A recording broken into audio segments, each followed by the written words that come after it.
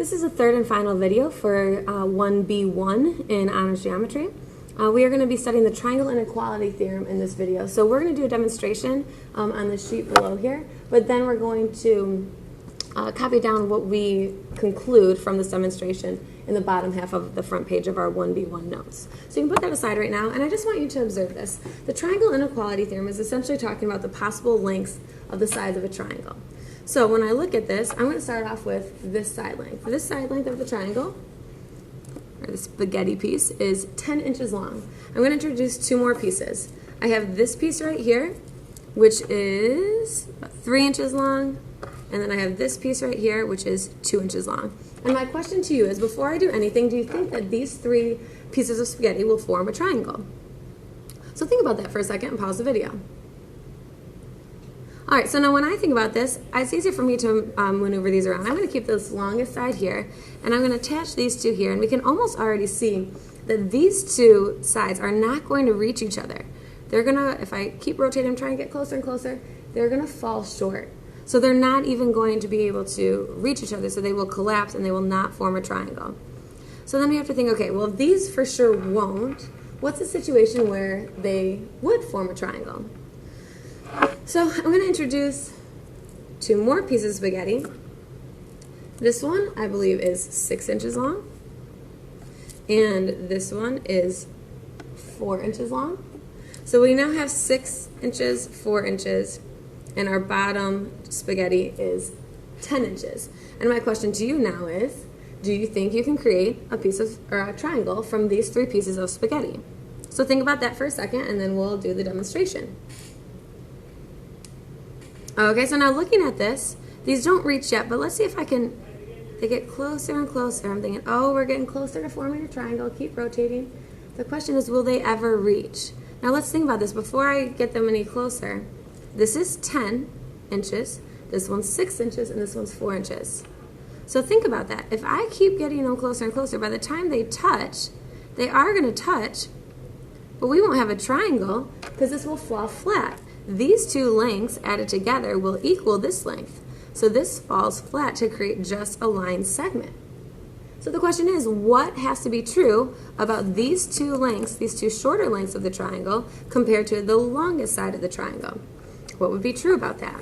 Well, in order for this to have any height, right, to get up and be a triangle, we know that if these two add together equal this same length, that it'll fall flat. So what will have to happen is these two have to be longer together than this one is. So let's take a look at that. I'll take this is my 6 inch. Actually, let's go back to here, sorry. We got our 10 inch, all right? I'm gonna take two more pieces of spaghetti. And this one, we're gonna make this one, let's try 7 inches long. And now we have our 7 inches and our 4 inches. So now if we try 7 inches and 4 inches, what we see is, as these start coming together, because when they added the 7 and the 4 together, it's longer than the 10 inches, we will have a triangle. So that draws us to our triangle inequality theorem. If you take your notes, we'll zoom back in so we can see a little bit better. What this triangle inequality theorem says, our conclusion,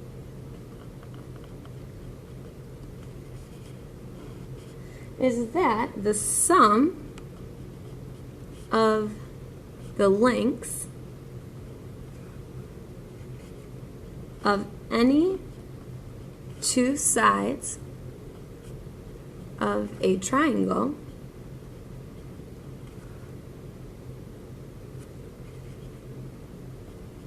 must be greater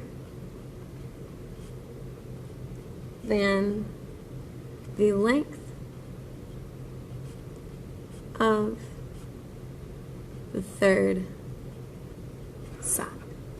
So to the left, let's draw these three different scenarios we just talked about.